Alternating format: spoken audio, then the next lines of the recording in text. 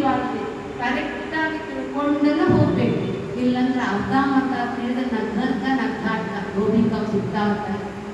ಅದಕ್ಕಾಗಿ ಹೇಳ್ತಾರೆ ಆ ದೇವರು ಎಲ್ಲಿದ್ದಾನೆ ಅಂತ ಹೇಳಿ ನಾನು ಕೇಳಿದ್ದೆ. ಆಮೇಲೆ ಒಂದು ಖಾಲಿ ಪ್ಲಾಟ್ ಇರ್ತೈತಿ, ಆ ಖಾಲಿ ಪ್ಲಾಟ್ ನಲ್ಲಿ ಧೋದೋಗಾರ ಮಳಿ ಬಂದ್ರೆ 4 ದಿನದೊಳಗೆ ಹುಲ್ಲು ಹೇಳ್ತೈತಿ.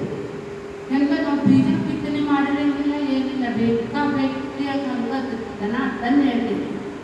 ಎದ್ದಿದ್ದೆ ಆದರೆ ಅದನ್ನು ನೋಡ್ತೇವೆ ನಾವು.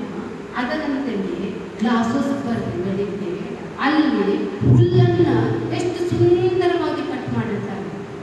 ಅದನ್ನ ಭಾರತ ದೇಶದಲ್ಲಿ ಮಾಡಿರ್ತಾರೆ, ನವಿಲಿನಲ್ಲಿ ಮಾಡಿರ್ತಾರೆ, ಏನೇನೋ ಮಾಡಿರ್ತಾರೆ. ಅದು ತಾನೇ ಎತ್ತಿರ್ತೈತೆ, ತಾನಾಗಿರ್ತೈತೆ ಇಲ್ಲ, ನಮಗೆ ಗೊತ್ತಾಗ್ತದೆ. ಆ ಒಂದು ವಿನ್ಯಾಸವನ್ನು ನೋಡಿ ಅದರ ಹಿಂದೆ ಮಾಡಿದವರು ಯಾರೋ ಒಬ್ಬರು ಇದ್ದಾರೆ.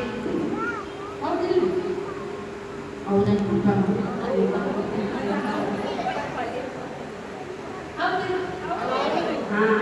ಇಟ್ಟಕ್ಕಿನ ಎಷ್ಟು ಚಂದ ಬಟ್ಟಿರ್ತಾರೆ, ಅವು ತಾವ ಬಂದು ಕುಂತಿರ್ತಾರೆ. ಅವು ಯಾರೋ ಇಟ್ಟಾರನ್ನೋದು ಗೊತ್ತಾಗ್ತದೆ. ಹೇಗೋ ಹಾಗೆಯೇ ಈ ಜಗತ್ತು ಇದು ವ್ಯವಸ್ಥಿತವಾಗಿದೆಯೋ ಅವ್ಯವಸ್ಥಿತವಾಗಿದೆ.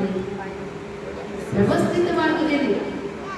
ಸೂರ್ಯ ಬೆಳಗ್ಗೆನೆ ಇಳ್ತಾನ, ಚಂದ್ರ ಬರ್ತಾನ, ಹುಣ್ಣಿಮೆ ಅಮಾಸ ಆಗ್ತಾವು, ಶಿಶಿರ ವಸಂತವು ಪುನರಾಗತ ಕಾಲ ಕ್ರೀಡತೆ. ಅಂದರೆ